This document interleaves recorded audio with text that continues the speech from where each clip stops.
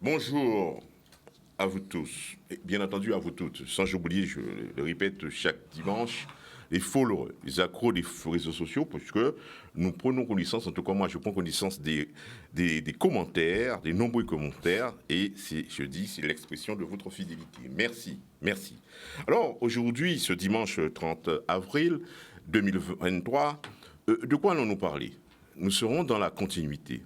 Dans la continuité, c'est-à-dire, nous allons quelque chose aborder, enfin développer plus profondément notre économie, et économie qui, selon moi, porte les marques de ce que j'appelle les abondances malheureuses. Quelles sont ces abondances malheureuses?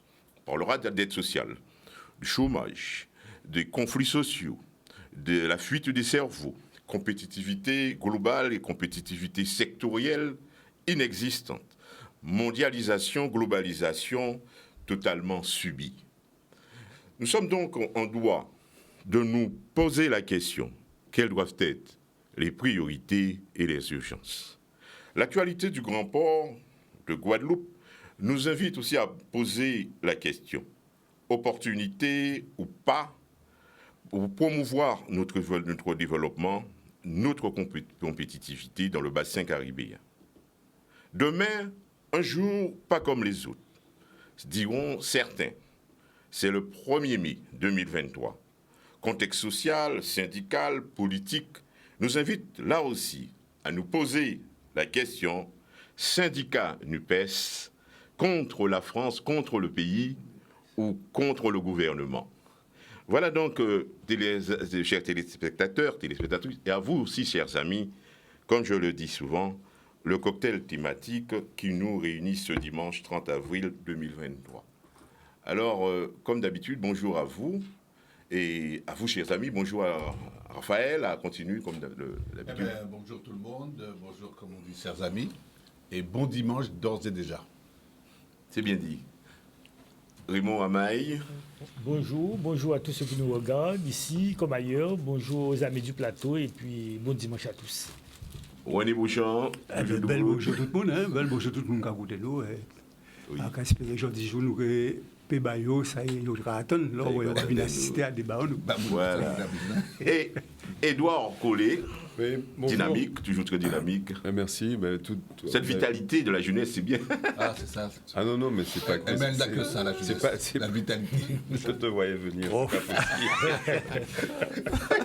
Je ne dirai pas jusqu'au là. Je retire ce que j'ai dit. Moi non plus. Mais la vitalité, elle vient de celles qui nous regardent, et particulièrement un salut à Mercedes qui m'a arrêté.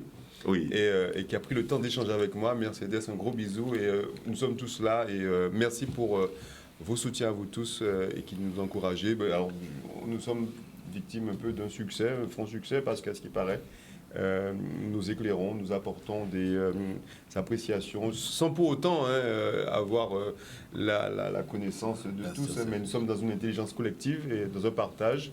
Mais tant mieux si on arrive à un peu aiguiller, apporter des précisions, des éclaircissements, tant mieux. D'ailleurs, l'émission est là pour ça, c'est la vôtre. En tout cas, merci à vous tous. Merci encore Mercedes pour ces encouragements appuyés. Si c'est Mercedes qui te l'a dit, c'est de la classe. C'est de la classe. Oui, c'est de la classe. C'est de la classe. C'est de la classe. C'est de la classe. No comment. Oui, c'est du sonant trébuchant. C'est pourquoi nous honorons à notre manière les préliminaires. N'est-ce pas? Oui, c'est vrai. Non, c'est pour toi. À n'importe quel âge, c'est vrai que les préliminaires sont importants, Raphaël. On fait ce qu'on peut. Il n'y a pas d'âge pour cela, mais quand même, il faut porter souhait à tout cela, dit-on. Je ne vois pas de quoi vous parlez. Voilà, ça fait l'émission aussi. Les avant-premières sont toujours importantes. Voilà. Nous ne sommes pas en dehors du jeu, pardon. Non, Nous ne sommes pas en dehors du jeu. On parle du respect dû à l'autre. Nous y arrivons. Alors, on souligne l'absence de notre ami Nico aujourd'hui. Il a donc nous a fait part de ses difficultés, enfin pas de difficultés, de son absence d'aujourd'hui. Nous saluons tout à fait là-dessus à dimanche prochain. Alors messieurs, nous venons donc à cette habitude, je ne sais pas si vous avez des choses à dire en préliminaire, c'est-à-dire les marqueurs de l'actualité qui ont retenu votre attention cette semaine, la semaine écoulée. Alors, qu'est-ce qu'il y a? Il y a eu des points particuliers? Pas grand-chose, sinon... Non, rien. Non. Oui. René, je vais d'abord à Raymond Amaï. Oui, et ce qui m'a attiré l'attention, c'est tout chaud. C'est ce qui s'est passé hier à Monalo, où le maire s'est trouvé à l'eau par rapport à des jeunes. Il faisait, je suppose, une conférence. Ah, c'est ce matin, ça s'est posé. Ce matin, dans la nuit. Hier, ce matin. Et parce que, je répète ce que oui, j'ai entendu vu sur les médias, parce qu'il a demandé aux jeunes de baisser le son de l'eau, qui faisait peut-être un petit peu bouillon, tout simplement, il a été projeté à l'eau, et agressé, projeté à l'eau. Je crois qu'il a fait la nuit à l'hôpital.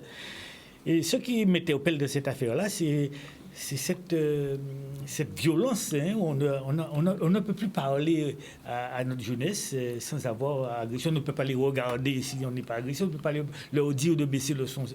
Et c'est quand même quelque chose à souligner. Et le côté positif de la chose, c'est que quand ça arrive aux représentants de la police dans une ville, c'est quand même grave, ce genre de choses. Il faut qu'il y ait plus d'autorité pour mettre de l'ordre dans le pays et faire entendre raison à quelques personnes qui veulent semer le trouble et la zizanie et le non-respect des droits. Et surtout en matière de nuisance sonore, qu'on puisse, tant pour les véhicules, tant pour le son, tant pour les tapages nocturnes, il faut quand même que la police et que l'État, les services puissent intervenir pour assurer la paix des ménages, la paix et la tranquillité dans le pays. Dans le pays. Eh bien, c'est entendu. René, on va venir. Oui, je n'étais pas au courant du tout de alors, cette information. Non, pas ni pour en particulier par rapport à ça qu'on a déjà dit dimanche. Mais bon, en attendant ça, on va oui, c'est Baudaï qui a été un peu molesté. À Vieux-Bourg, j'ai entendu dire. Ça a montré une dégradation à les rapports, on dit dans la société en nous. Oui, c'est pas spécifique. Parce que, oui, non, là, on dit dégradation. Dégradation à la société en nous, on forme des manques de respect parce que si c'est pour une bêtise, on a baissé son en musique par rapport à ce genre d'habitude, ça a montré que les gens désapprennent à dialoguer et de plus en plus agressif. Il y aurait peut-être sur ce point-là, avant de donner l'appareil à Edouard, l'émergence d'une certaine culture de la violence locale, qui serait donc une déclinaison du global sur le local. Oui. Parce qu'avec les moyens de communication, les réseaux sociaux, nous voyons tout, et ça se reproduit systématiquement, j'ai l'impression, chez nous. Alors, Edouard. Réagir à cette actualité à chaud, parce que, au-delà du maire qui est Jean, c'est un ami. Et puis, je lui porte tout mon soutien, appuyé, bien évidemment, parce que j'estime que nous n'avons pas, parce que nous aurions demandé, juste, j'ai envie de dire ça, un service, juste baisser la sonorisation. Parce que quand même, la musique. Je pense que c'était probablement sur un espace public, ou bien même si la musique était dans un privé, donné sur un espace public, la sonorité donc appelle que quelque part que le vivre ensemble donc appelle justement qu'il puisse y avoir un peu de quand même de compréhension. Et à ce sujet, je suis totalement d'accord avec toi, René. Nul n'est parfait, jeune Guadeloupéen. Nous avons quand même cette primauté d'avoir une société où encore ces valeurs-là. C'est important. Oui, c'est très important. C'est pourquoi nous disons attendons. Et Ravel n'a pas tort de dire que nous n'avons pas effectivement la quintessence d'être les premiers dans la violence. C'est sûr et certain, toutes les sociétés elles se livrent. Mais nous avons, sous notre rocher qu'est la Guadeloupe, encore véhiculé justement ce respect de l'autre. Cette faculté de nous avons, maman, t'es qu'à dire attention, on papa, on grand-mère, on moun, t'es qu'à dire. On a maintenant dévoyé justement ces fonds baptismaux-là qui faisaient que la Guadeloupe était un pays de certaine tranquillité, mais comme ça en découdre encore, qui plus est avec le maire d'une commune, qui est censé être une référence en termes d'autorité, je m'entends, et en termes de respect surtout. Donc non seulement ne pas venir lui dire, le contester, mais le projeter carrément dans ces conditions-là à l'eau, ça peut être n'importe qui, ça peut être vous et moi là-dessus sur ça. Donc il y a quand même un regard assez inquiétant sur cette société là-dessus, où on va en découdre avec l'autorité, quelle qu'elle soit, bien sûr, qu'il fût maire dessus, mais aussi c'est vrai que une Guadeloupe quand même qui se perd sur certains égards. Et ça, ce n'est que dommage. Encore mon soutien à Jean, et bien évidemment, et puis à tous les élus qui, dans leur mission au quotidien, ce n'est pas évident. C'est vrai que j'aime dire souvent que mon cas gourmet pour vine mais caillon mais, parce que vu les difficultés auxquelles sont confrontés ces édiles-là, il y a de quoi effectivement se poser la question, mais qu'est-ce que ce fauteuil peut représenter? Mais le parti pris qui est de celui de dire je vais aider, je vais représenter le plus grand nombre, je vais aider ma population, je vais chercher justement des politiques publiques plus salutaires que là, mérite effectivement le respect et bien évidemment quand même qu'on ne soit pas dans une situation de vendetta sur ces personnes-là. Et d'ailleurs, je sais que le gouvernement actuel donc, fait maintenant de sa priorité justement la protection des élus. Donc maintenant, toucher un édile deviendra véritablement, sera en termes de coercition pénale, sera renforcé. Et d'ailleurs, il y a bien raison, puisque regardez maintenant, c'est facile aujourd'hui d'en découdre là-dessus. Il aurait pu être blessé grièvement d'ailleurs. D'ailleurs, je pense qu'il est plein de douleurs au genou. C'est très grave quand même. C'est très très grave. C'est grave. Réaction à propos? Oui, peut-être un peu. Il faudrait qu'on s'arrête un jour sur la violence, qu'on fasse une vraie émission. Il est clair que là, il y a quand même des formes, des caractéristiques de la violence en Guadeloupe. Elle est quand même relativement, quand on apprend dans l'histoire, même en politique, les 40-50 dernières années, pour ne pas monter trop loin, monter aux alentours du moule, les années 52-53, Rodan Girard et compagnie, rituellement, il y a des phases éruptives. Alors, ce n'est pas sur ces bases-là, attention. Il y a une violence latente qui pète régulièrement de façon comme une éruption, et puis il y a des violences socio-émotionnelles, Bon, mais de toute façon, ce qui est important, je relis un petit peu tout le monde, c'est que le statut de la violence dans la modernité, dans la période qu'on vit maintenant, est un statut de violence relationnelle. C'est une donne de la relation. Et de la relation parce qu'effectivement, tous les intermédiaires, tous les mécanismes traditionnels de contenance culturelle, d'éducatif, de pédagogie, de sacré, de relation à l'autre, de respect, même si ça reste encore un petit peu en Guadeloupe, dans une certaine mythologie de la Guadeloupe, tous ces repères traditionnels, ces amortisseurs traditionnels de la violence sont en train de péter les uns derrière les autres. Et c'est vrai que ce rapport jeune-élu est particulier parce qu'effectivement, là encore, ça montre que quelque chose est en train de se rompre. Donc moi, j'ai envie qu'on fasse une émission plus approfondie là-dessus, à l'occasion, parce qu'il ne faut pas qu'on tombe dans une espèce de...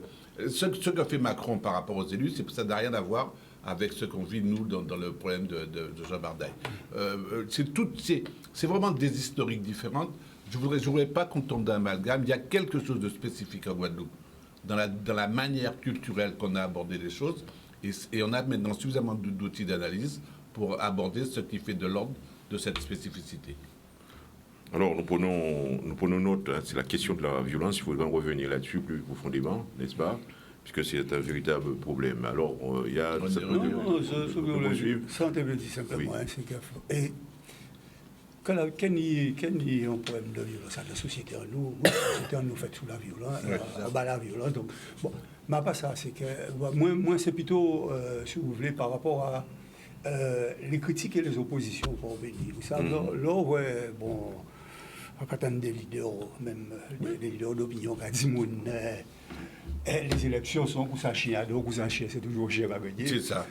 À partir de là, ça nous influence alors au jeunesse et tout ça. C'est-à-dire quand Bougla sont autorité politique ou mais ces musiques-là, s'il vous plaît, etc., et qu'on lit ces réactions-là, ça va bien montrer au perdant un certain nombre de valeurs, de respect, etc. Et après, l'anarchie qu'on va continuer aux sociétés, de toute façon. Donc, à niveau là, ça, il y a une question de, si vous voulez, ramener au bon sens.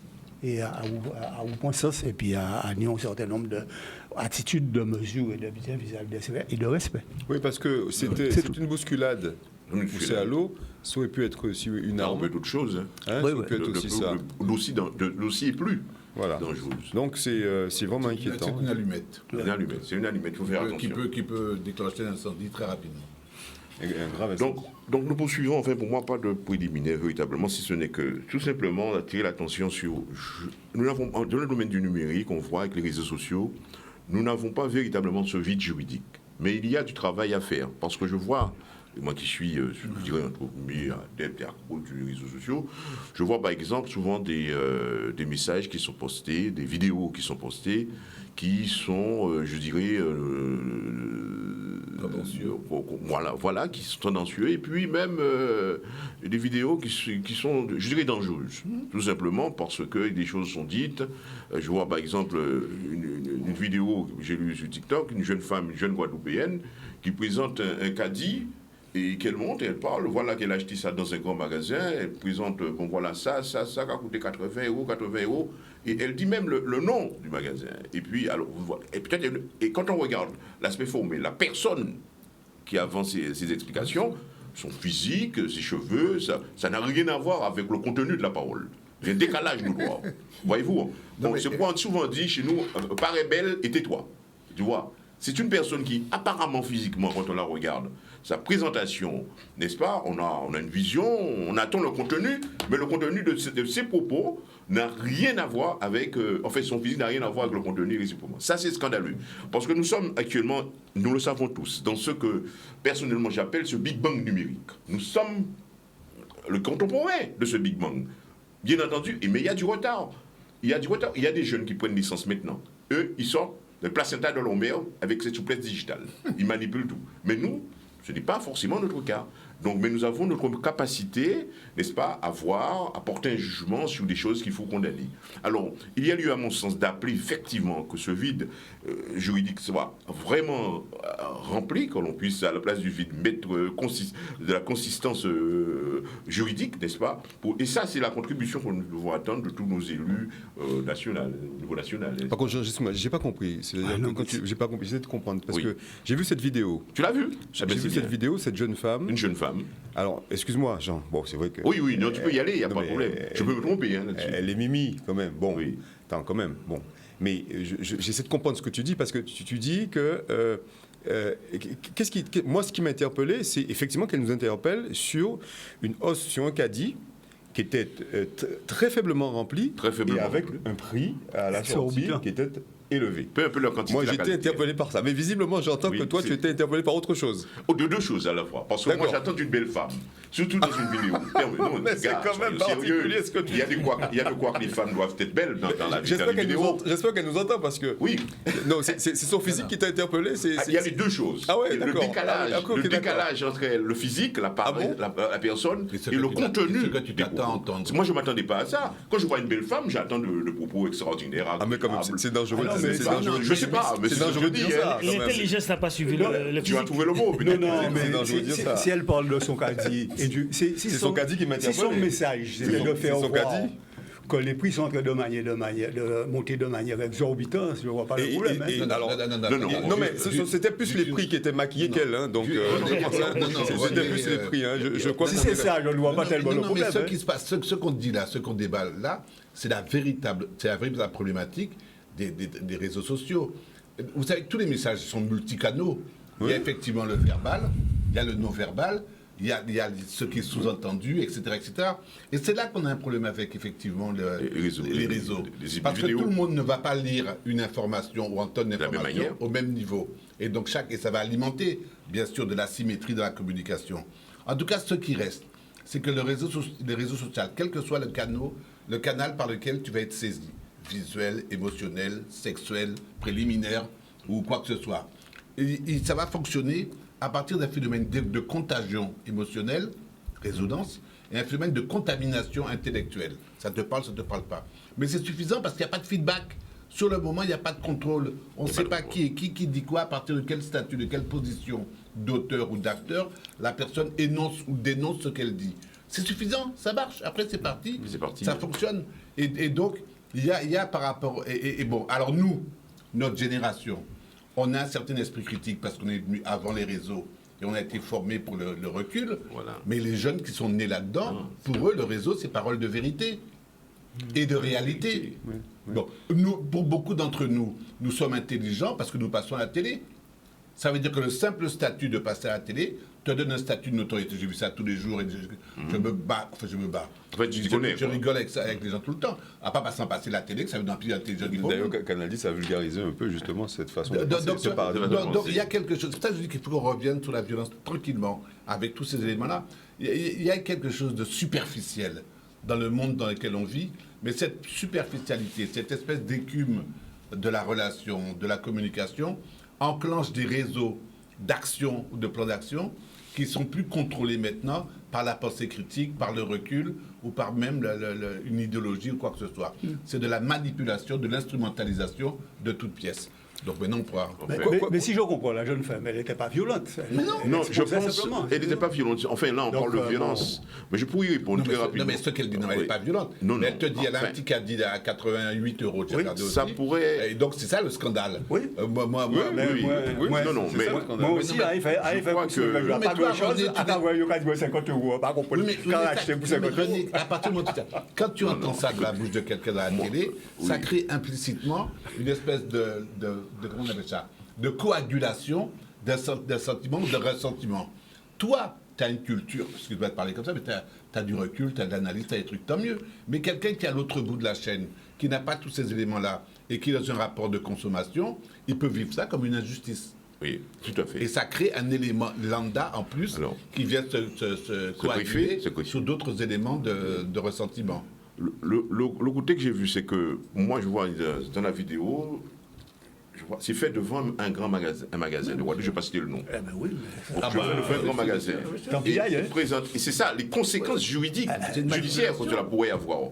Parce qu'en exploitant cette vidéo, moi je pense l'espace est laissé pour porter plainte contre elle. Enfin, les personnes qui sont concernées. Mais attends, il y a risque dans ça. Alors, moi, on est en interactivité parce que ce que tu dis, on nous entend. Moi, j'ai vu cette vidéo. Elle était habillée. Je dis, elle était mimi, cette femme. Elle était coquette, disons. Enfin, quoi qu'il en soit, mais en tout cas, bon. Mais on n'est pas obligé d'être l'aide de nos sur vidéo. Parce qu'elle aurait pu être autrement, elle aurait pu être tout ce que tu veux. Oui. C'est pas ce qui m'a interpellé, c'est plus le message qu'elle a véhiculé et puis les images qu'elle montrait. Et d'ailleurs, je me suis retrouvé, nous tous, enfin, en tout cas, ceux qui se retrouvent dans certains magasins, quels qu'ils soient, ça aurait pu être une autre enseigne.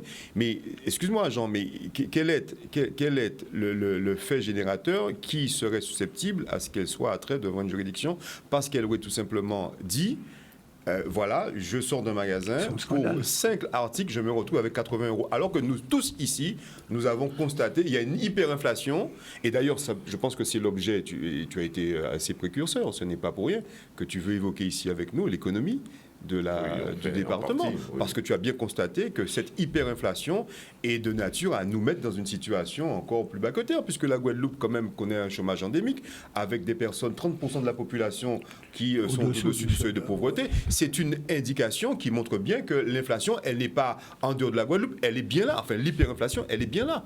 Et donc cette nana, cette jeune femme, avec toute sa quintessence justement de lumière, donc a voulu nous interpeller ce que je peux faire en off, ce que je peux faire dans le privé. Non, je ne pense pas qu'il y aurait de... D'ailleurs, si jamais elle se retrouve en délicatesse avec la justice, elle pourra me trouver en tout cas, pour pouvoir l'aider là-dessus. Parce que je ne vois pas en quoi on pourrait l'attaquer, parce qu'elle aurait dit, non, ça suffit, regardez, 80 €, je ne vois pas en quoi, pour 5 articles, 80 €, je peux me retrouver avec 80 €. D'ailleurs, justement, c'est la lumière doit être faite sur justement cette façon que nous avons de cacher un peu justement, comment les prix sont déterminés ici en Guadeloupe. D'ailleurs, il y a une autre vidéo, tu aurais pu en parler, d'Hubert Kaba.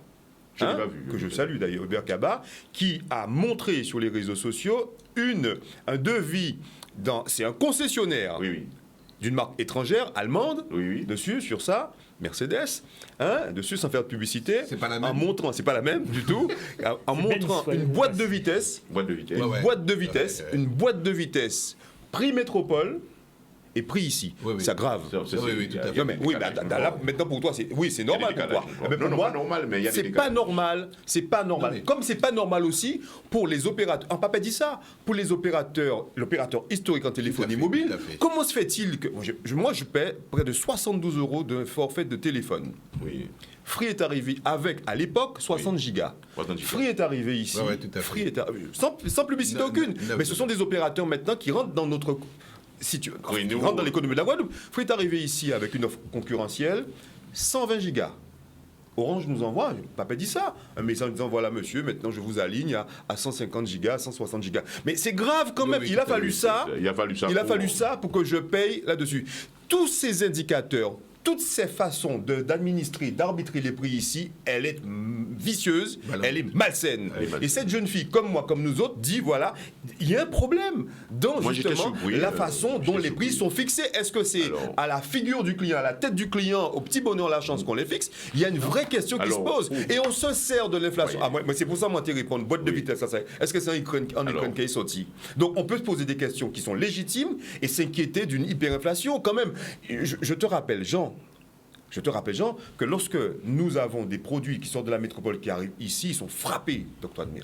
Oui, les prix encore sont davantage plus élevés. Nous avons une cherté de la vie. Qui plus est, avec une hyperinflation dessus, mais il y a de quoi s'inquiéter. Il y a beaucoup de Guadeloupéens qui ne peuvent pas acheter à manger aujourd'hui.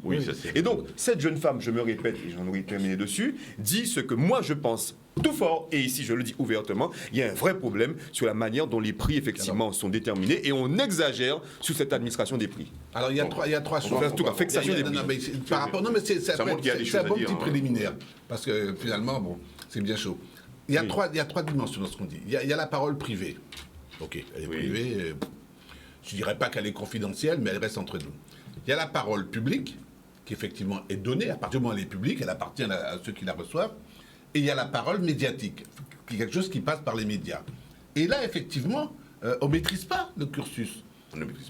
Il y a 5 éléments de la communication, classiquement, qui peuvent poser problème. Et quand la parole devient médiatique, donc elle appartient à ceux qui la reçoivent, ça pose quand même le problème de celui qui émet, le statut de celui qui parle. Ça pose, donc, à partir de quelle position, de quel look, c'est le cas de le dire, il parle.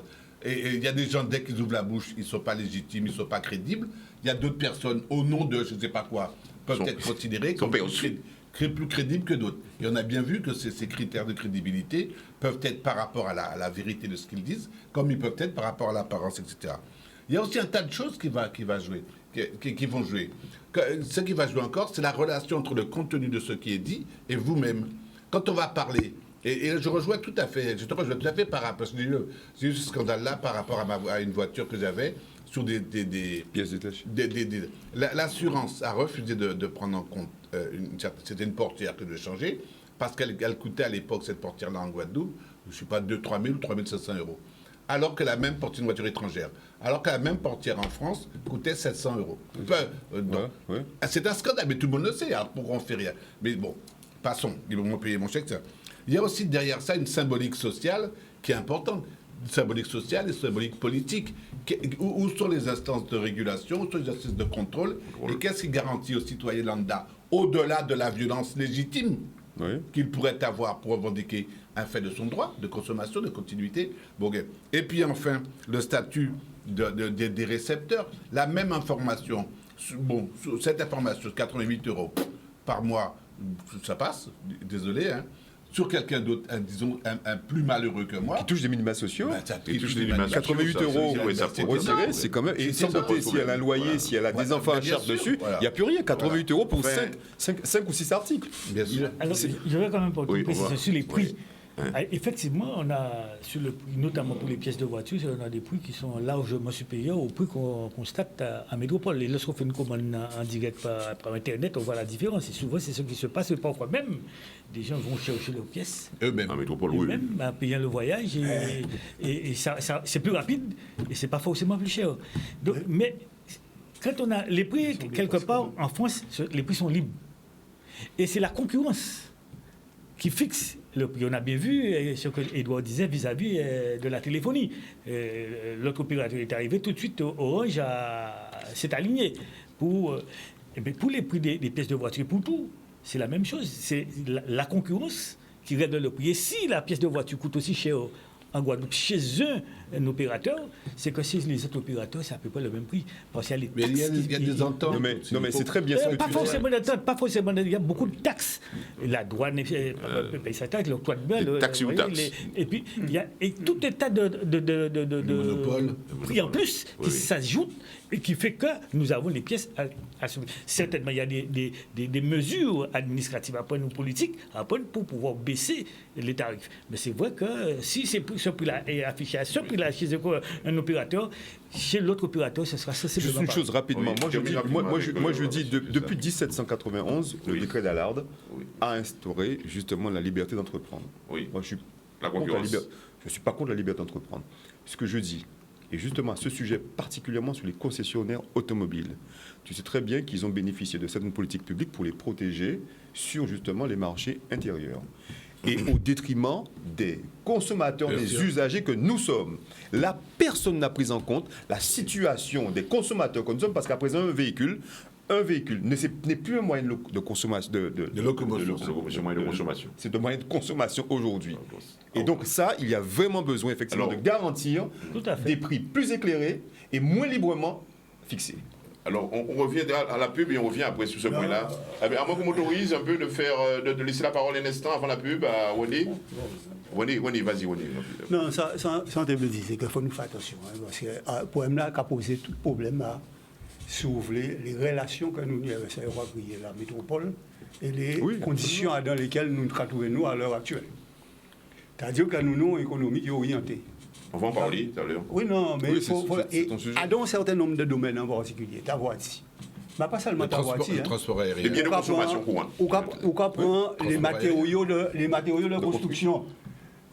C'est l'opacité la plus totale. Et c'est pour ça qu'on va trouver des différences de 300%, parfois même de 400%. Et il faut regarder. Et quand il n'y a pas venir raconter moi que ce transport-là c'est vrai que le transport-là a un coût supplémentaire, mais qui n'a pas qu'à expliquer ces qualités différences-là, et tout ça. Ni d'autres types d'habitants.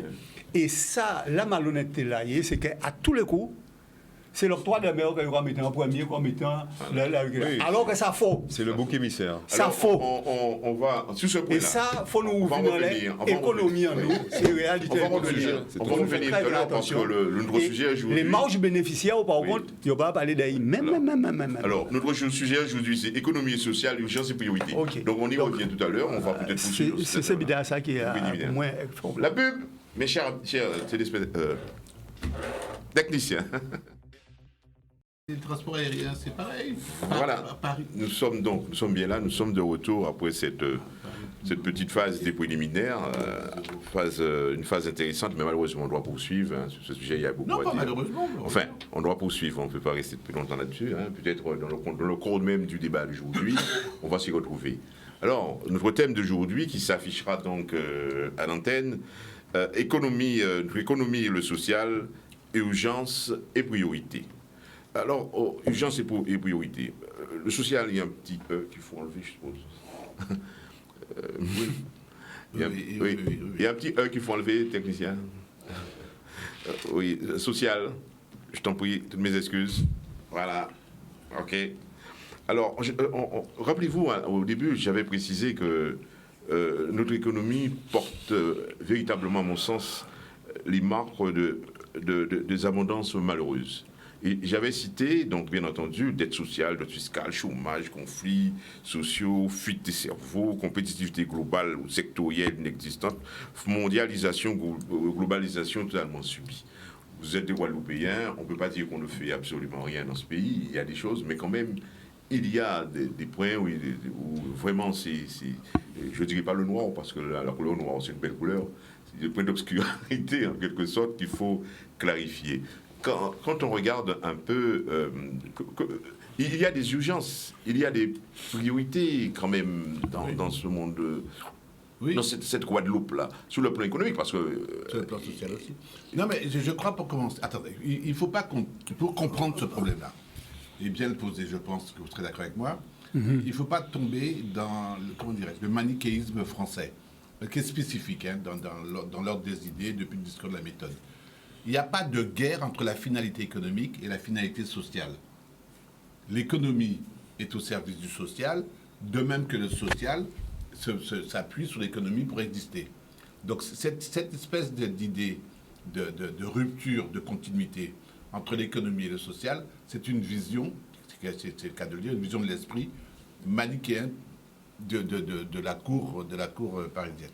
Donc, Maintenant, c'est vrai qu'on peut s'interpeller maintenant, à partir de cette liaison arbitraire, entre les relations entre l'économie et le social, et que le fait, et nos économies, et notre tissu social, qu'est-ce qu'il en est? Alors, trois caractéristiques rapides. On est une économie de substitution. Hein, tout le monde est d'accord avec ça. Ça veut dire deux choses. D'une part, qu'on n'a pas basé notre économie sur nos avantages catégoriels, ce qui se fait dans tous les pays du monde. Sauf si c'est bien sûr sur des produits de substitution ou des produits de comptoir, etc.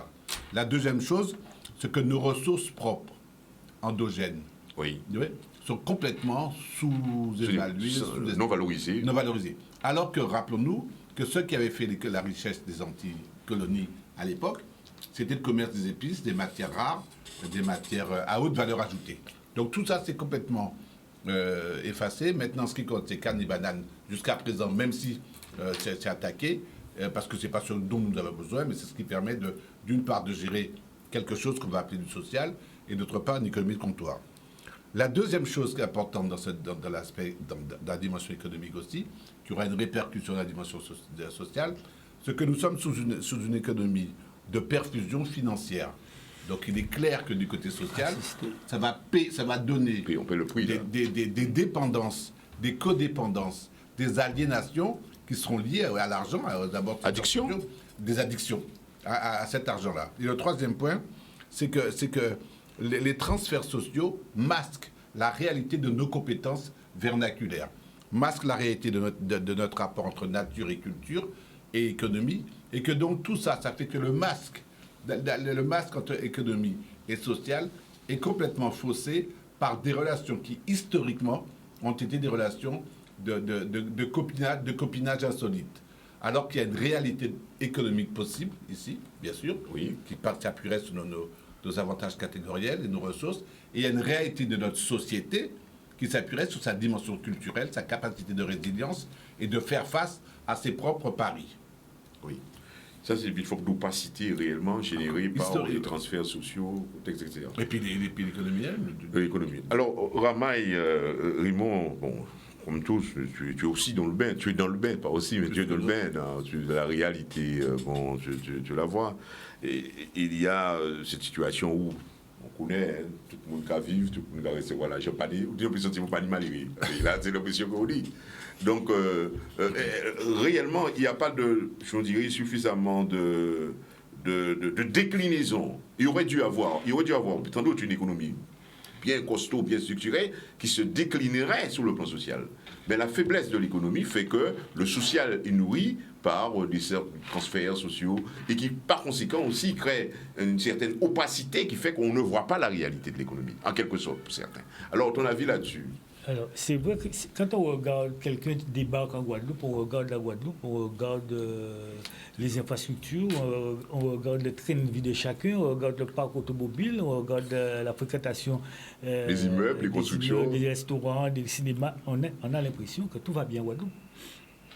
Il y a de l'argent qui circule, les gens, même quand on a un cas à dire, on paye 3 fois 80 euros, mais sur les réseaux sociaux, ben, le plus souvent, ce sont ces gens-là qui ont, comment dirais-je, qui perçoivent ces transferts d'argent et qui sont dans la société pure de consommation et qui permet à cette société de tourner. On voit que la société tourne.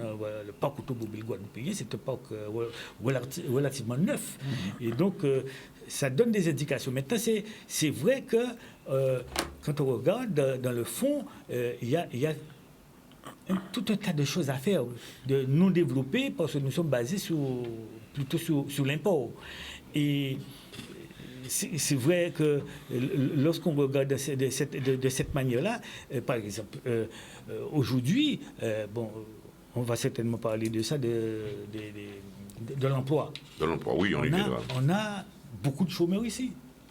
Mais ça c'est pas en adéquation avec la réalité économique, la réalité de l'emploi. En Guadeloupe, il y a des secteurs où on ne trouve pas de main-d'œuvre. Il y a un déficit, comme en France, c'est un peu pareil. Il y a des secteurs où on n'a pas de candidats. je prends par exemple dans le domaine des transits et des déclarations en douane, de trouver des déclarants en douane. C'est très compliqué d'avoir du monde dans ce domaine-là. Dans la restauration, dans l'agriculture. Bon, c'est pas l'année dernière, mais il y a quelques années de cela, on était obligé d'arrêter la récolte. Faute de main-d'œuvre. Faute de main-d'œuvre pour couper la canne. Il y a un problème. Et même maintenant, c'est la main-d'œuvre étrangère qui vient. Il y a la main-d'œuvre étrangère, grâce à la main-d'œuvre étrangère, qu'on arrive à faire tourner les usines. Mais même dans l'alimentation, dans la production des cultures vivrières. La diversification. Si la main-d'œuvre étrangère arrête aujourd'hui, j'ai l'impression qu'on aura un gros problème pour assurer le maintien du circuit économique local, de la production locale. On a un gros problème. Donc il y a quelque chose à traiter dans ce pays-là, à ce niveau-là, pour pouvoir mettre les gens au travail. Parce qu'il faut dire aussi que nous ne sommes pas très orientés côté travail. Et comme j'ai dit une fois ici, il n'y a pas si longtemps, moi, je préfère vivre 50 ans sur Terre, 60 ans sur Terre, 80 années sur Terre, dans cette vie-là, que de vivre dans la boue, dans la misère, comme en Haïti, comme en Tchétchénie, non, et je m'en fous d'où vient l'argent. Excusez-moi l'expression, je m'en fous d'où vient l'argent. Mais au moins, je vis 80 ans, 60 ans, 40 ans sur Terre, paisiblement, dans l'allégresse, je mange à ma faim, je sors, je circule, je conduis une voiture, c'est ce qu'il faut. Je n'ai pas besoin de la misère. Donc maintenant, partant de ce principe, il faut quand même se pencher sur la réalité pour pouvoir développer l'économie, pour pouvoir développer la valeur travail. Parce qu'aujourd'hui, en fait, c'est quoi? Et là, je crois que mon ami René va rebondir. C'est quoi? Aujourd'hui, on vit des transferts sociaux. Et que le monde ne peut. Mais c'est très bien. J'ai mon rouge à lèvres, j'ai ma voiture, j'ai ma maison, j'ai des ongles comme ça, je ne fais pas à manger. Le mari il doit rentrer avec son repas, et le mari va s'occuper d'elle. Mais je me demande même pour faire certains besoins, comment on fait avec des ongles de cette longueur-là? Comment on entretient une maison? Comment on entretient un bébé? Il y a des jours pour ça. Je dis que c'est très bien d'avoir une femme coquette. Mais il y a des jours pour. C'est pas 7 jours sur 7. Il y a des jours pour. Il y a l'entretien de la maison, l'entretien de la famille, l'entretien des enfants. Et c'est tous ces valeurs-là, on a perdu ça. Je me rappelle ma maman qui disait à mes soeurs, mais il faut apprendre à faire ça quand tu seras chez toi. Il faut savoir t'occuper de ton ménage, de tes enfants, de ton mari. Mais maintenant, je ne vois plus ça. Il y a un changement. Et là, ce serait bien de faire une émission à ce sujet-là. Parce qu'il y a beaucoup à dire sur notre jeunesse, la manière, la différence qu'il y a entre notre époque, qui n'est pas si loin que ça, et l'époque d'aujourd'hui. Et lorsque je termine sur ça, moi, je réfute le terme aujourd'hui de potomitan, de femme potomitan. Ça n'existe pas aujourd'hui. On va venir. Le thème est tout fait, parce que j'ai bien compris ce que dénonce notre ami Rimo Ramaille. C'est que, dit-il, nous avons cette vie des abondances et des apparences fallacieuses. Voilà, c'est ça. Mais je préfère ça. Toutes les abondances et toutes les apparences, ce n'est pas la réalité véritablement. René, enfin vous aussi connaître la réalité là, et puis nous, on sait que l'hôpital qui va aller, nous savons ça. Nous, le secteur agricole là aussi, nous parlons de main-d'œuvre. Là, mais nous avons une dualité entre sectoriel, à l'intérieur, à certains secteurs, des dualités que nous va vivre, et entre les secteurs aussi, il y a des dualités. Ce qui fait que l'économie là bancale, et lorsque l'économie là bancale, nous avons trouvé nous des dispositifs de transferts sociaux qui cachent les réalités même du secteur, et quand nous avons résumé, quand nous avons dit Guadeloupe qui a fonctionné à volo.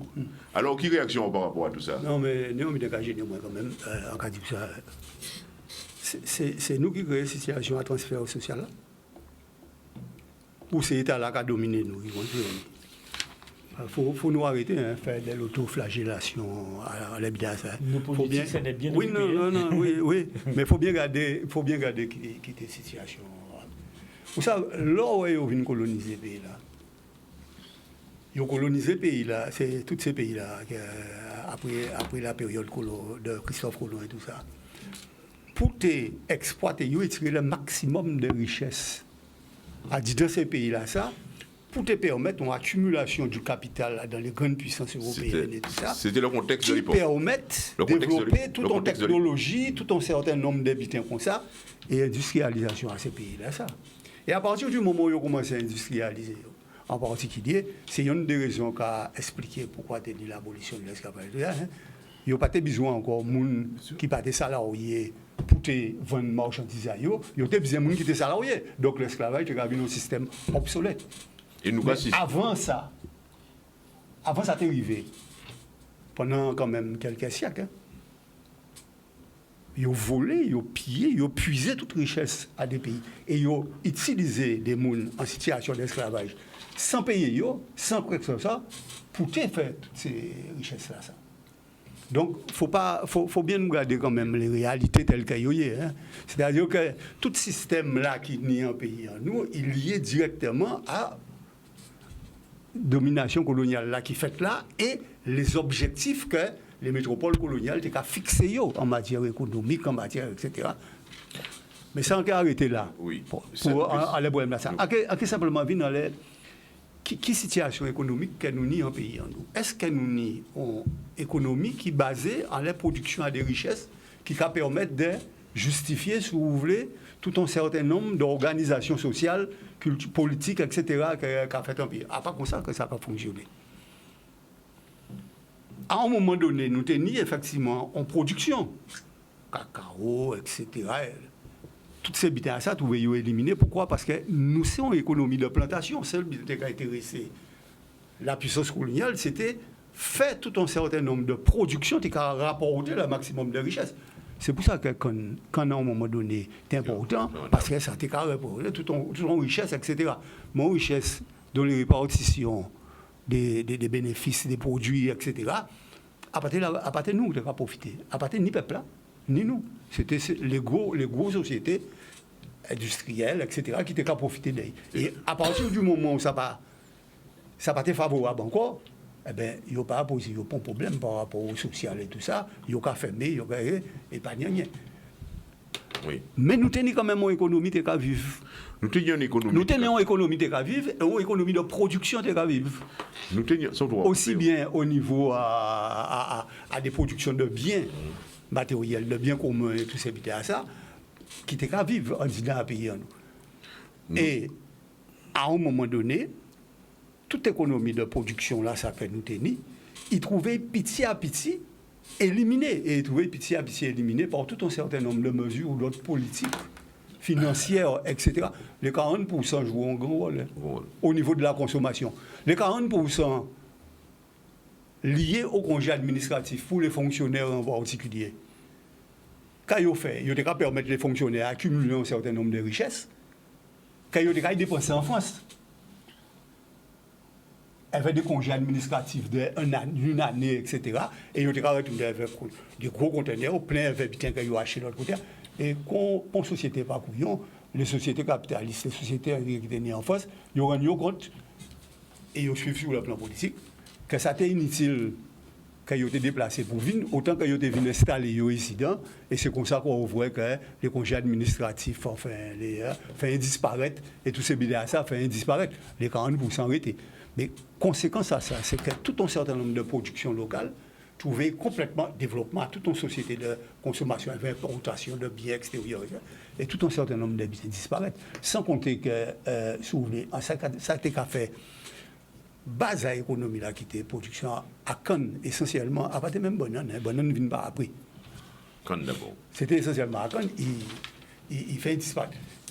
Alors, à un moment donné, c'est vrai que les transferts sociaux viennent de plus en plus importants. Masse à mon chômage là, ça. Il faut bien trouver qui gens qui permettent, sinon ça a fini dans une révolte. Tenir le bimidum, tenir plusieurs mesures. Hein. Oui. Tenir le bimidum, c'est-à-dire au voyage, en paquet en bas là. Tenir toutes les mesures sociales qui viennent instaurer petit à petit et qui entraînaient tout un certain nombre de l'habitude à Cameroun. Et là, on nous va parler actuellement des transferts, ni des transferts qui ne peuvent pas du tout profiter à l'économie.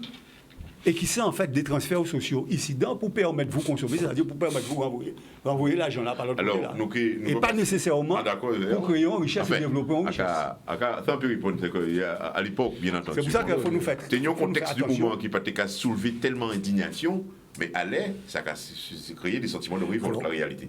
Et puis d'autre part, même si, bon, nous ne sommes pas là pour nous glorifier transfert, mais on peut penser aussi qu'il y a un déficit sans doute d'intelligence à l'interne, locale, parce que les transferts, ces transferts qui viennent de l'agent qui a créé la demande, eh bien, par dire que l'offre locale, pas qu'arriver à substituer à l'importation. Il faudrait sans doute que nous arrivions à réussir import substitution. Comment ça nous a importé, nous arriver à transformer pour nous faire, ou du moins comment ça nous a produit localement, nous arriver. C'est là l'enjeu, à mon avis. Mais on va aujourd'hui un certain nombre de points. Nous, s'il fallait dire, nous redit beaucoup si ça, nous allons laisser parler un petit moment à Edouard. Edouard, ta réaction à propos? Oui, c'est sûr. Je pense qu'un petit résumé, parce que j'ai beaucoup entendu, et notamment René, ce qu'il disait. Il y a d'abord un constat, et c'est ce que nous répétons souvent ici. C'est d'abord le type d'économie dans lequel nous sommes. Une économie post-coloniale, un peu colonialisée encore dessus, une économie de comptoir, un marché captif dessus. Et avec justement un delta, c'est qu'une tertiarisation de l'économie. À outrance. Je ne dirais pas à outrance. Parce que dire à outrance, c'est comme si nous l'avions voulu. C'est une conséquence. Relativement au secteur primaire et secondaire. Alors dans ce cas, c'est plutôt une conséquence d'une outrance. Oui, peut-être. Hein? Non, je parle de la démesure. Non, on s'est compris. La démesure. On parle en personne intelligente, on s'est compris. Mais maintenant, et puis originellement, c'était un marché où justement le primaire avait droit de citer. C'est ce que René venait d'expliquer. L'agriculture là-dessus. À quelques égards près, que cette agriculture, quand même, a bénéficié encore de nos jours, justement, d'une préférence, notamment pour la banane, comme on l'a dit, d'une préférence communautaire. Autrement dit, justement, il y a une sorte de protectorat, justement, sur ce que nous produisons. Et pour la canne, de prix administré. De prix administré, dessus. Hein? Donc, ce qui montre bien que, quelque part, au fond, ça me permet de mettre les pieds dans le plat dessus, c'est qu'au fond, cette économie de subsistance dans laquelle nous sommes est une économie très largement administrée et subventionnée. Et ce qui fait que, quelque part, c'est attentatoire, justement, à une capacité de pouvoir s'ouvrir. Exactement. Et puis, ça nous dit une chose qui est aussi intéressante que naturelle, puisque notre zone d'échange naturel, c'est la Caraïbe. Notre zone d'échange naturel. Naturel. Bien évidemment. Et j'ai quand même tourné, je vois la Dominique, je vais par là, je vois Saint-Martin, je vois la République dominicaine, je vois Porto Rico, je vais par là, je vois l'Amérique du Sud. C'est ma zone d'échange naturel dessus. Mais on peut penser à la zone d'intérêt économique aussi. Bien évidemment. Il y a le CARICOM, et autour de moi, il y a une émulation justement économique. Et les conventions de Lomé nous ont sortis de cette zone d'échange.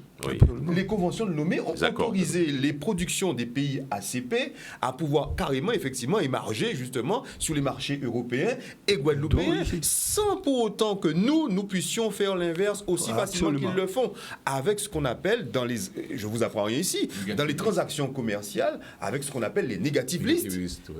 C'est-à-dire qu'on vous dit là-dessus, on ne peut pas faire ça, on ne peut pas faire ça, on ne peut pas faire ça, on ne peut pas faire ça. Et on ne peut pas empêcher ça. Et on ne peut pas empêcher ça, on ne peut pas empêcher ça. Donc comment voulez-vous que nous puissions justement... Alors, le résumé, encore une fois de plus, c'est que le moteur du développement économique, ce serait justement la richesse de la valeur ajoutée produite. Mais aujourd'hui, pour rebondir sur ce que tu disais, c'est plus la richesse de la valeur importée par l'État. Autrement dit, l'économie de transfert dans laquelle nous sommes, bien évidemment. Alors, elle se réduit un peu parce qu'aujourd'hui, l'État, avant, nous donnait le PEC Citron et le GEX pour faire la vaisselle. Maintenant, il discute pour nous donner ça. Ils discutent pour nous donner ça. Mais quoi qu'il en soit, il y en a quand même. Et c'est vrai que les 40% de vie chère, tu l'as ajouté. C'est une réalité, il faut le dire. Puisque si, effectivement, la préférence pour la banane, c'est une préférence communautaire, parce qu'il fallait dire aux Guadeloupéens, pour lutter contre FIFES, Chiquital, Del Monte et Dolé, justement les 4 puissances de la banane, dollars là-dessus sur ça, il fallait bien un contingentement de la banane, une protection dessus sur ça. Mais inversement, là-dessus, justement, sur ce qui concerne effectivement notre capacité à pouvoir produire, on nous dit, mais bien évidemment, restez encore dans une économie d'une agriculture primaire et qui n'a plus de vocation à exister encore dans les 30 années qui viennent. C'est une réalité. Et ça, c'est dangereux de faire croire à un peuple. Parce qu'on lui a fait croire pendant longtemps que justement, que ce qui se passe en France, c'est exactement ce qui doit se passer ici. Les lois de départementalisation sont celles-là aussi qui ont été effectivement une avancée, mais qui ont comme conséquence aussi de donner à la Guadeloupe une administration trop auto-centrée sur ce qui se passe en Hexagone. Nous avons besoin d'une vision plus enracinée justement sur notre propre devenir, tournée vers notre zone naturelle d'échange qu'est la Caraïbe dessus, avec justement des principes canevas qui permettent que lorsque des marchandises arrivent ici, qu'elles puissent ne pas rentrer comme elles le font. Un exemple très concret. Moi, j'aime bien les tubercules, l'igname, madame, bien aimé ça. Mais je suis un peu embêté de voir qu'à chaque fête de fin d'année, il faut que je vois que c'est du Costa Rica que viennent justement ces denrées alimentaires-là. Alors que on parle ici d'autosuffisance alimentaire, de capacité à produire localement ici. 1 kilo de pollo, et combien 1 kilo de pollo? Par contre, il doit faire au 20, au 30 ici. Et ça nous pose aucun problème de conscience. Non, mais attendez, nous avons produit pollo à longueur de journée. Alors oui, on est d'accord. Mais ça ne nous pose pas un problème de conscience. Ça ne pose pas un problème de conscience. Donc c'est exactement cette égalité-là. Et pour finir avec les transferts sociaux, les 40% de vie chère, c'est vrai, il y a une mauvaise répartition. Moi, je suis d'accord qu'il faut rediscuter de cela. Mais en attendant, c'est ces 40% qui font vivre effectivement les concessions automobiles, les grandes surfaces de marché, et cela, c'est une réalité locale. Et le maintien de l'emploi. Alors, on vient, c'est très bien, quelque part. Deux analyses très intéressantes, mais on va poursuivre. Alors, dans le même sens, mais on part ensemble, on part ensemble, on n'arrivera pas ensemble, au même endroit. Mais on se voit. Alors, ces mêmes producteurs de bananes, pour prendre eux, je signale entre parenthèses que ce sont les mêmes qui sont au Venezuela, qui sont en Afrique, etc. Oui. Sur des quotas caribes. J'ai travaillé dedans. Oui. Rappelez-moi. Oui, non. Maintenant, le problème, c'est que le discours va être complètement différent si on parle de transferts sociaux ou si on parle d'amortisseurs sociaux. Et ça, c'est deux optiques politiques, stratégiques différentes. Si on est dans un discours des transferts sociaux, effectivement, je suis complètement d'accord avec vous, quid que la question, pourquoi on n'a pas fait plus avec ces transferts sociaux qui nous arrivaient du centre. Et donc, et si ces amortisseurs sociaux, on verra le débat tout à l'heure. Alors, ça pose quand même des problèmes de fond. Alors, on parle d'agriculteurs, enfin de secteur primaire, et essentiellement l'agriculture.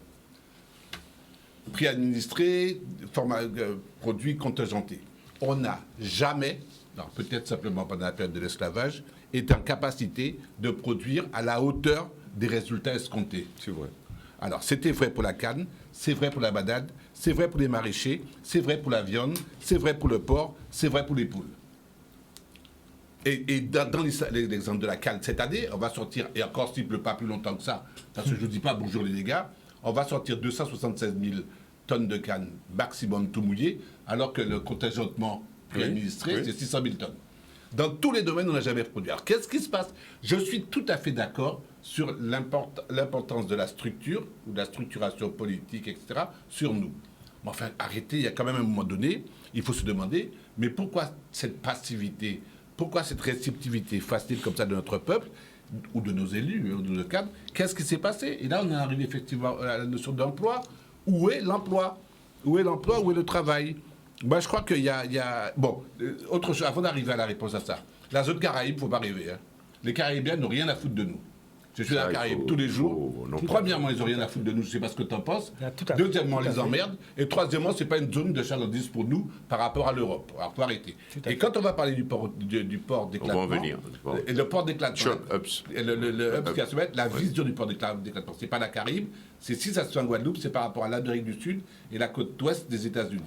C'est pas par rapport à la Caraïbe. La Caraïbe, c'est des papillons de...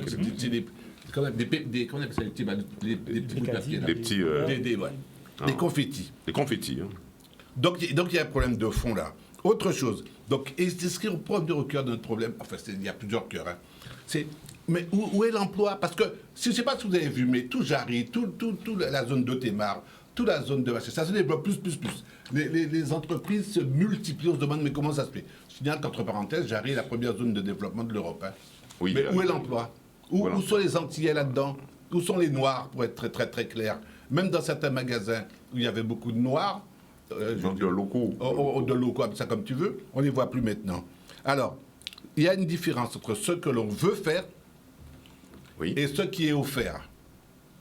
Alors, sous caché de travail, il faut prendre le travail là, avec Avine et Jacques Avine, avant d'être toi-même autonome. Il y a un problème sur l'innovation. et sur la créativité, l'offre locale est insuffisante. En une semaine chez moi, j'ai été démarché par des Blancs, appelez ça comme ça, un pour refaire ma toiture, l'autre pour mettre de l'eau de pluie, garder l'eau de pluie, etc. Le solaire aussi. Mais bon, j'ai dit non, bien sûr. J'ai dit non, mais l'offre est quand même intéressante. Où sont les où est le dynamisme local par rapport à ça? Bon, on avait parlé la dernière fois, on n'est pas resté longtemps dessus. Le rapport au travail, l'artisanat. Moi, j'ai un électricien, ça fait 6 mois que j'attends. Ça va qu'il pleut, mon électricité est coupée. Bon, c'est un entier. Je veux lui garder le marché. Mais c'est fini, hein. Après tout ce que j'ai subi cette semaine, je vais voir quelqu'un d'autre et puis après c'est tout. Puisque maintenant, dans tous les corps des métiers, tu as des locodèrmes, c'est ça, qui te fournissent toute ta prestation rapidement, tranquillement et qui respectent leurs engagements.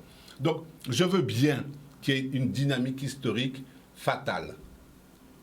Oui. Mais je ne veux pas qu'on la mette comme quelque chose de définitif. Il y a quelque chose à trouver chez nous pour relancer l'innovation, relancer il y a des urgences à mettre en avant. Relancer notre propre crédibilité entre nous, et puis rentrer dans le marché, rentrer dans la compétition, mais pas sur des rêves. Les transports sociaux peuvent nous servir peut-être pour faire des choses, pour innover, pour aller quelque part. La France, l'Europe, et Dieu seul sait si je ne suis pas un adepte de ça, ça peut être une protection, ça peut être un sas, ça peut être une interface pour aller autre part. Depuis Chirac avait déjà dit ça à l'époque, en 94, je crois. Apportez-moi vos idées, développez-vous, des choses comme ça. Développez-vous. C'est un discours que j'ai dit en Guyane à cette période-là. Donc arrêtez. Oui, pour tout ce qu'on a dit, mais ne faisons pas comme si nous sommes de pauvres petits moutons, poings mêlés, etc. Voilà. Non, à part sans ça, c'était pour dire qu'il ne faut pas nous comprendre que la réalité là, qu'on va vivre là, il fait tomber des pauvres. On est d'accord sur ciel comme ça. À partir d'un moment là, ça faut changer. Oui, il faut changer. Alors, Ramaï, nous revenons tout à l'heure. Entre les idées et la réalité, je crois qu'il y a un monde. Il y a des gens qui rêvent ici. On a des rêveurs ici. Quand on parle de la Caraïbe, je suis tout à fait d'accord. Ah oui, ça, je peux en parler. La Caraïbe n'a pas les moyens de venir commercer avec nous. Non. Nous avons déjà un niveau de vie qui dépasse le niveau de la Caraïbe. Pourquoi vous nous tournez vers ceux qui sont plus bas que nous? Il faut être aspiré par le haut. Pourquoi voulons-nous être aspirés par le bas? Tous les gens de la Caraïbe viennent ici. On a vu que ce qui s'est passé à Mayotte, on voit ce qui se passe en Guyane, on voit ce qui se passe en Guadeloupe et en Martinique. Comment voulez-vous... Alors, lorsqu'on parle de la canne, de ce qui s'est passé dans le temps, mais mon Dieu... Moi, j'ai vu le film. Peut-être pas de mes grands-parents, mais j'ai vu le film jusqu'à aujourd'hui. J'ai vu les premières voitures, j'ai vu De Gaulle au pouvoir et j'ai vu Macron au pouvoir. J'ai vu le film, j'ai vu l'évolution qu'on a connue en Guadeloupe. À l'époque de la canne, il n'y avait même pas la banane. Très peu de la banane. Les gens vivaient dans des taudis, dans des chaumières, sans eau, sans électricité. Mais il faut que les jeunes d'aujourd'hui le sachent. Moi, je suis né dans un champ de canne. Je n'ai pas connu l'hôpital. Je n'ai pas vu les visites prénatales, postnatales. Je ne connais pas l'hôpital. J'ai vu le domar. Mais il faut savoir ça aussi. Ça, ce film-là, je l'ai vu, je l'ai vécu. Et quand je dis à mes enfants que j'ai bu de l'eau dans la mare, je poussais les tétaos. Oui, les tenues de mare. Et je buvais en même temps que les bulles dans la mare. Avec ma bouche, il n'y a pas de balle. C'est une réalité locale comme ça. Ou alors, on prenait de l'eau avec la main. Déplorable, une réalité déplorable. On avalait les tétaos. Mais il faut pas cracher dans la soupe. C'était réalité à l'époque. En France aussi, c'était même réalité. Exactement. Tous ces côtés-là, ça, c'était même réalité. À nous pas parler comme ça. Attends, mais laisse-moi finir. Lorsqu'on vivait dans les petites maisons, il n'y avait pas de société de consommation. Tout le monde, on se levait le matin à 4 h du matin, 3 h du matin pour certains, ils allaient dans les champs. Ils retournaient. Non, mais c'est pas ce qu'on dit. Mais il n'y avait pas cette société de consommation. On n'avait pas de drap, on n'avait pas de table, on n'avait pas de bougie. C'était la bougie. Et lorsqu'on avait la bougie, on était déjà privilégiés. Mais il faut voir ces choses-là. Et aujourd'hui, transférons aujourd'hui. On a, par exemple, la zone de Jarry. Tout ce dont vous avez besoin de chez vous. Vous avez les moyens pour aller à Jarry, de trouver une société pour enjoliver chez vous, pour vous rendre un certain confort chez vous, pour pouvoir vivre. Et même ceux qui ne travaillent pas, je préfère encore cette vie-là. Mais c'est pas ce qu'on te dit. Que de rester de vivre dans la boue. Attends, je termine. Je suis d'accord avec tout ce que vous dites. C'est mon aspiration. Mais il y a la réalité. Moi, je ne peux pas court-circuiter la réalité. Et avant d'arriver à ça, il y a peut-être quelques décennies encore à avoir. Si on commence aujourd'hui. On n'est pas sur une ligne de fracture. On n'est pas sur une ligne de fracture entre une Guadeloupe d'antan, qui était aussi prospère à son niveau, à son échelle, et la Guadeloupe d'aujourd'hui. Il y a d'abord un postulat et un préalable. Moi, je dis, et j'ai même cette citation de Gandhi, qui disait souvent que le sauvage, c'est notre seul remède contre notre excès de civilisation. C'est pas parce que forcément que j'ai un regard peut-être moyenâgeux, que j'ai une attitude peut-être rétrograde, ou voire même, comme la mienne, de me retourner sur ce qui est naturel chez moi, que forcément, justement, je vais accéder à une civilisation plus élevée. La preuve, quand j'entends ce que Raymond dit, c'est très intéressant. Avec peu, on a fait beaucoup de choses. Oui. Aujourd'hui, il y a un fait. Il y a une situation économique qui est celle-là. Tout est tourné vers l'Europe et la communauté européenne. Et la France. Tout. Notre économie, c'est ça. Mais les centres d'intérêt. Mais je ne peux pas parler de centres d'intérêt. Attends, non. Voilà, c'est ça le problème. C'est que la situation. Ça, c'est ton avis. Non. Mais attends, allons pour un thème technique. Notre balance commerciale. Oui. Elle est dans une situation qui montre bien que nous ne vivons que d'une situation d'exportation que d'importation. Donc ça montre bien que... Oui, mais c'est vrai, c'est bien de le dire oui. Moi, ce que je dis, ce qui est très important, c'est que nous avons besoin aujourd'hui de pouvoir tout azimut regarder dans tous les marchés sur lesquels nous pouvons nous exister et travailler. Je dis bien qu'il faut... Et d'ailleurs, on parlait d'emploi. Mais justement, ça fait des années que cette situation d'orientation d'une économie centrée ne produit pas, ne prospère pas en termes d'emploi. Donc il faut bien à un moment donné que nous soyons un peu plus pluriels dans notre vision justement du développement économique. Je dis bien que justement le moteur de développement économique endogène, ce serait celui de la valeur ajoutée produite. Et aujourd'hui, tu l'as dit, tu l'as rappelé, on le constate, c'est plus la valeur importée qu'effectivement qui nous fait vivre. Et ça a une conséquence de tirer... Mais oui, il y a beaucoup à dire. C'est une conséquence sur une tertiarisation de marché là-dessus, sur ça, qui n'est pas beaucoup plus intéressante que ce que d'autres pays peuvent produire. Et moi, je dis une chose qui est très simple, j'ai pris un exemple flagrant, qui est celui, effectivement, à chaque fête de fin d'année, nous sommes en situation de ne pas pouvoir produire un certain nombre, effectivement, de tubercules, et on se retourne vers effectivement la Caraïbe. Donc la Caraïbe, que vous le vouliez ou non, elle échange avec nous. Même si elle n'a rien à foutre de nous, même si elle a etc. ceci, tôt ou tard, il y a des échanges économiques qui se font. Je dis bien, je ne prends pas de ces échanges économiques comme un faire-valoir, comme un pis-aller. Je dis juste, tout simplement, qu'il faut à un moment donné pouvoir dire justement à toute cette zone CARIFORUM-CARICOM que nous pouvons, nous aussi. Alors, quelle est la raison pour laquelle la Guadeloupe, justement, elle y siège? Rappelez-vous tout le débat qui a présidé à la présence de la Guadeloupe dans ce grand marché, justement, caribéen. Alors que tous les États de la Caraïbe avaient un siège pour pouvoir parler, la Guadeloupe n'avait que strapontin. Et nous nous sommes battus, et nous avions raison, dans les accords de partenariat économique avec ces derniers-là, de pouvoir dire que nous pouvons, nous, avoir droit de cité.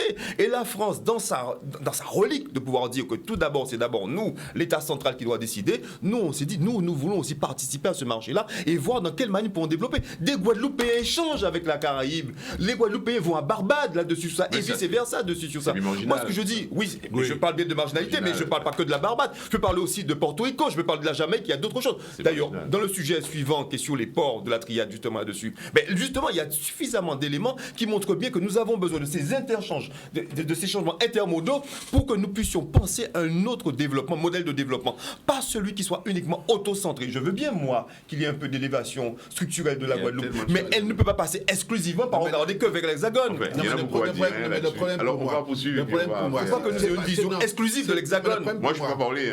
Je suis le problème pour moi, c'est pas la confrontation marché à marché. Oui. Le problème, c'est l'interface. Ça veut dire quels sont les opérateurs économiques. Les opérateurs économiques historiques qu'on avait en Guadeloupe, c'était d'abord les Syriens et maintenant c'est les Blancs. Mais on y vient, c'est ce que tu dis. Les opérateurs économiques qu'on a encore maintenant, c'est les Haïtiens qui sont en train de prendre une bonne place, ou sont les Guadeloupéens comme opérateurs économiques. C'est ce qui m'intéresse. Alors, sur la Caraïbe, il y en a quelques-uns. Il y a Gadarcan, il y a 2-3 personnes. Ouais. Mais où sont les opérateurs? Ça veut dire que les marchés existent, mais les marchés, ils sont pas occupés par des acteurs. Mais quels sont les gens qui font les opérations? Interface. Où est le Guadeloupéen là-dedans? Où est le politique là-dedans? Voilà, c'est ça. On y vient parce que avant, on a fait d'un déterminisme, on a fait de nos évolutions un déterminisme juridique en disant que oui, ce n'était d'abord qu'une question effectivement de situation. C'est pas faux, juridique. Mais d'abord, il y a une volonté politique. justement sur cette évolution-là. Ça. Et d'ailleurs, plusieurs fois, on a mis les pieds dans le plat et la Guadeloupe a fait la poule par rapport justement à ces enjeux-là. Il faut qu'à un moment donné, que les identités puissent à un moment donné devenir des réalités. Et que le vrai visage soit d'abord celui que nous voyons, nous d'abord. Mais c'est une logique.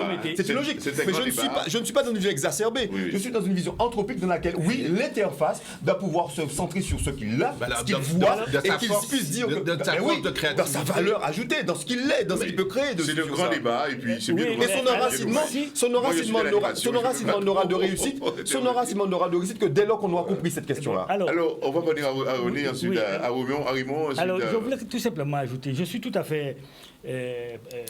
j'entends, comme je viens de te dire, j'entends tout ça. J'entends, je ne comprends pas. Mais il y a une réalité.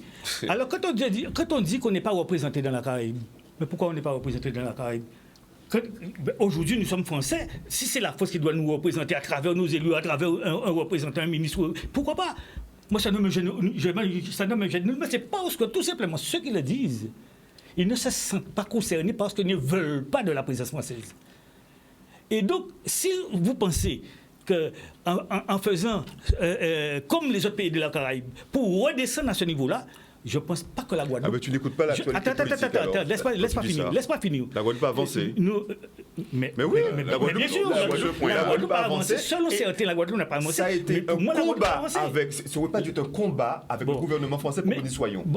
C'est un nom de combat avec le combat. Non seulement ça. Non seulement ça. Quand on regarde ce qui peut se passer dans la Caraïbe,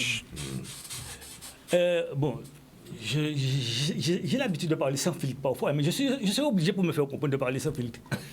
Je suis obligé de parler sans filtre. Lorsqu'on regarde dans la Caraïbe, aujourd'hui, aucun Guadeloupéen qui s'est investi dans la Guadeloupe. Et lorsqu'on croit qu'on sera doublé par les Blancs, eh bien, nous sommes doublés par les nègres de la Caraïbe. Bien sûr. Eh bien, nous, c'est ça qui est fait. Le marché parallèle qui est en train de se mettre en place dans le circuit économique de la Guadeloupe. On n'est pas dedans. C'est pas seulement. Ce sont les locaux. Je vais donner. Mais ce sont les Haïtiens sont en train de piétiner l'économie. Mais quand tu dis ça, tu sais. C'est pas que ce sont des travailleurs. Ce sont des travailleurs. Je suis un chef d'entreprise. Je suis tout à fait d'accord. M'en fous pour ceux qui ne savent pas faire. M'en fous pour ceux qui ne savent pas faire. Et on veut que ça monte un peu plus royaliste que le roi, mais en fait, nous sommes. Permettez-moi l'expression encore. Nous sommes comme des cons. On a les moyens et on ne veut pas faire parce qu'on se sent bien dans notre posture de justice. Je veux vous dire. Et on ne veut pas faire. On va pas dire monopoliser la parole. Mais je vais juste dire. Mais il faut pas ce qui se passe. Oui, d'accord. Vas-y. Je vais laisser la parole Il faut nous sortir des. Faut nous sortir des types. Faut nous sortir des types. Débat intéressant. Mais ce que je peux dire là-dessus, il ne faut pas se tromper, les gars. Il ne faut pas se tromper. Moi, j'entends parler de la Caraïbe. Je parle de ce que moi j'ai vécu. Je n'aime pas trop parler de ça. J'ai vécu. Nous avons ici des élus qui sont des départements, régions. À travers eux, on ne pèse pas dans la Caraïbe. Quand vous êtes dans des forums, vous voyez autour de vous des chefs d'État. Des chefs d'État. Alors, puisque vous voulez. Alors, si nous voulons être dans la Caraïbe, pour être dans la Caraïbe, nous serons indépendants avec nos chefs d'État. Non, c'est pas ce qu'on a dit. Non, c'est pas ce qu'on a dit. Mais non. Alors, autre chose, je vais vous dire. Nous payons le prix de notre. Je constate, enfin, c'est une réalité. Nous payons le prix de notre réalité statutaire, si vous voulez, et cela se répercute même dans notre domaine, dans le domaine même de la jeunesse des étudiants. Quand un étudiant est ici, où il va? Il est content d'aller à l'ambassade XY, mais il n'ira pas jamais à l'ECU, là où on voit des chefs d'État qui siègent. Mais tu nous rejoins. Mais tu nous rejoins. Oui, je suis d'accord. Mais tu nous rejoins. Mais je vais te dire. Mais ce que je veux dire, si nous voulons aller dans les instances pour être là, nous irons, nous tenons nos transformations statutaires, etc. On sera là, on pèsera rien. On va comprendre. Ziyam qui a sorti de tous côtés, qui a vu Ziyam qui a sorti, Orange, Agrum, là on n'a pas de problème. Là on a un problème à Agrum ici, c'est dans la case où chercher. Je veux vraiment comprendre, on ne peut pas moins discuter avec eux. Je précise que je suis animateur, mais je vais vous dire une chose. Et au cas où on ne peut pas discuter avec eux. Nous avons un secteur, si nous avons ici un secteur de transformation, je te laisse la parole.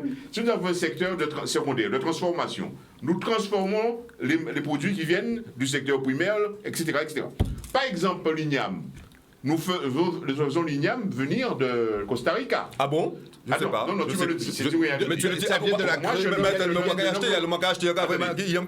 glorifie pas ça. Mais je vais vous dire tout simplement que si nous avons une industrie de secteur de transformation, une industrie de transformation, une industrie puissante, pour pouvoir transformer la matière première. Vous n'allez pas prendre l'igname de Guadeloupe. Mais écoute, vous allez prendre l'igname. Attendez, je termine. Oui, vas-y. Vous allez prendre l'igname de Costa Rica. Vous aurez des valeurs ajoutées dans la transformation qui va vous permettre de vendre localement et par conséquent, votre pouvoir d'achat de vous. Ce que je veux dire, c'est que lorsque l'igname de Costa Rica arrive ici, je peux me questionner sur le prix justement de revente de l'igname du Costa Rica ici par rapport au prix de l'igname. Mais il faut transformer. Il faut transformer le produit. Mais on peut se poser autant de questions sur la manière dont le marché est fait.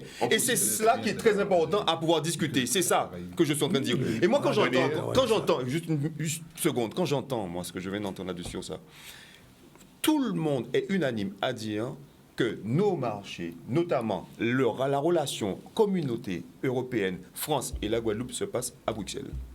Oui. Tu le dis, je crois, même tout le monde. C'est tout le monde. Mais nous, qu'à vrai, il a dessus.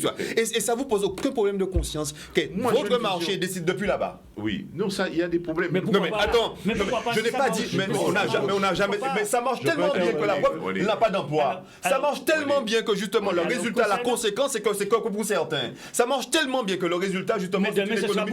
Non, mais attends-moi, d'accord. Mais tout le monde a bien pour tout le monde a bien pour. Et ne peut pas prendre alors. Il faut bien redistribuer d'une certaine manière, que nous puissions dire, justement, c'est ça qu'on parle de l'emploi. Où sont les retombées sur l'emploi? On est sur une dynamique dans laquelle, justement, que c'est certains qui puissent pouvoir le faire. Non, mais j'aurais bien voulu sur la structure. J'aurais bien voulu sur notre structure dire un certain nombre de choses. Concernant l'igname, il n'est pas dit qu'on produit de l'igname en Guadeloupe, mais à quel prix? Et lorsque les importateurs font venir, il y a l'igname guadeloupéen. Je vois sur le marché, sur toutes les routes de Guadeloupe, il y a de l'igname. Mais je suis dans le centre de production de l'igname en Guadeloupe. Il y a de l'igname. Maintenant, et ton igname, quand tu le produis ici, quand tu l'exportes, les Guadeloupéens n'achètent pas de l'igname. Il est protégé comment ton igname? De Guadeloupéens. Il est protégé comment? Il ne rentre pas. T'as vu? Ton igname ne rentre pas. C'est ce que je suis en train de dire. Mais attends, arrêtez. Mais c'est ce que je suis en train de dire, messieurs. Votre igname.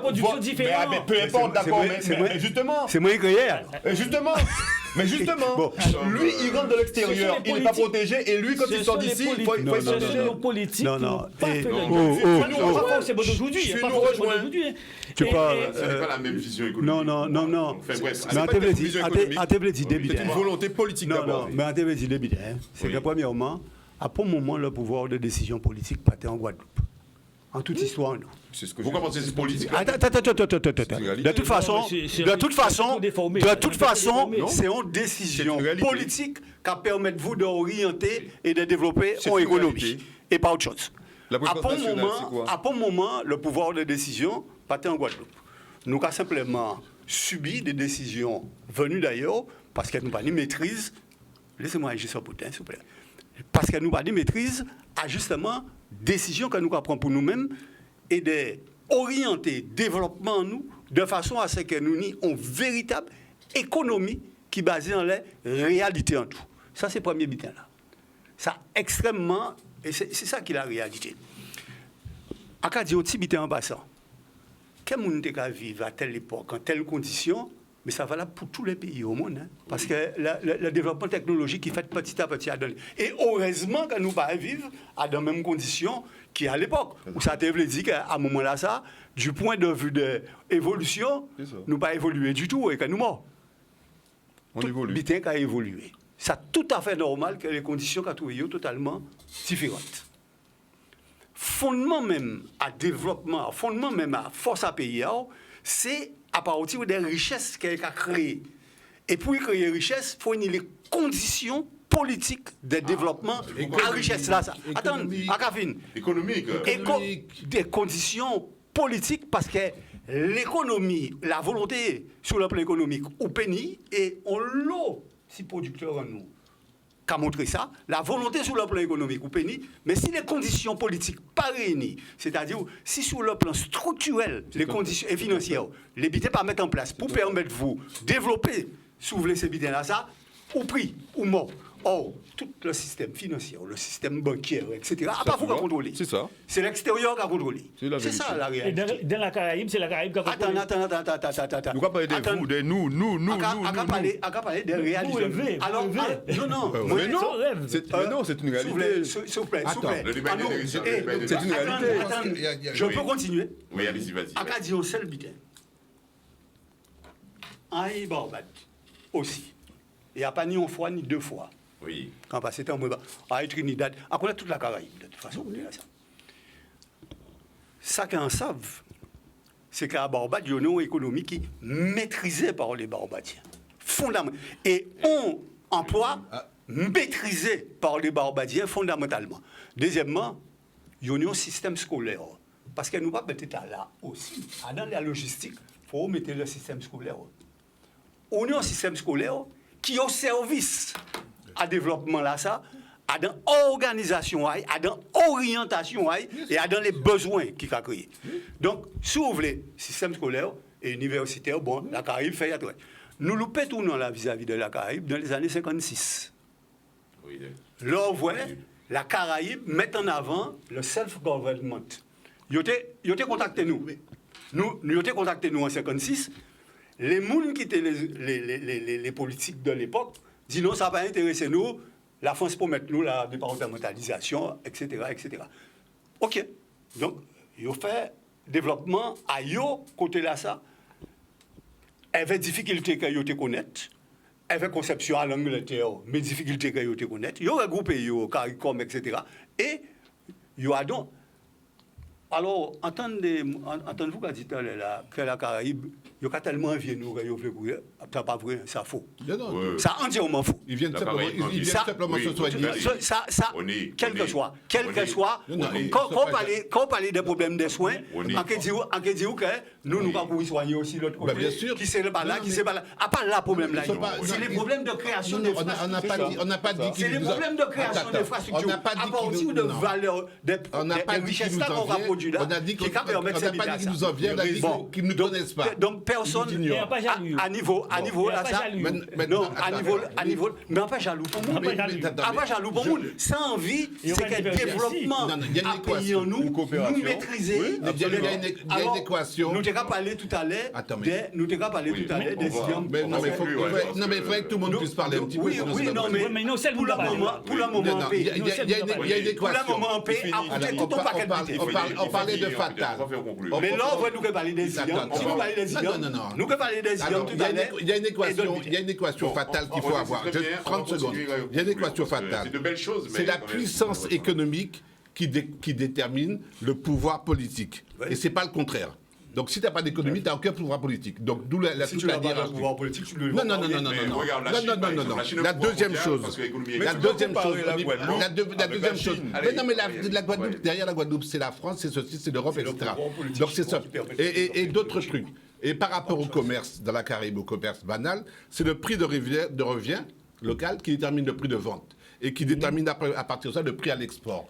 Aucun produit de la Guadeloupe ne rentrera dans aucun pays de la Caraïbe. Tout à fait. Mais ça sera trop cher. Mais même moi, attends, je donne un exemple. Même moi, j'avais des possibilités d'intervenir à l'université en psychologie d'une certaine université de la Caraïbe. Quand j'ai vu le prix qu'ils allaient me payer pour ça, oh Dieu, me faites des choses. Je préfère venir en vacances chez vous et je bois mon eau. Et c'est valable jusqu'à aujourd'hui. Raphaël, dis-moi une question. Je vous pose à tous une question. Prenons l'exemple du Berkaba par rapport à cette facture, justement, d'une boîte de vitesse.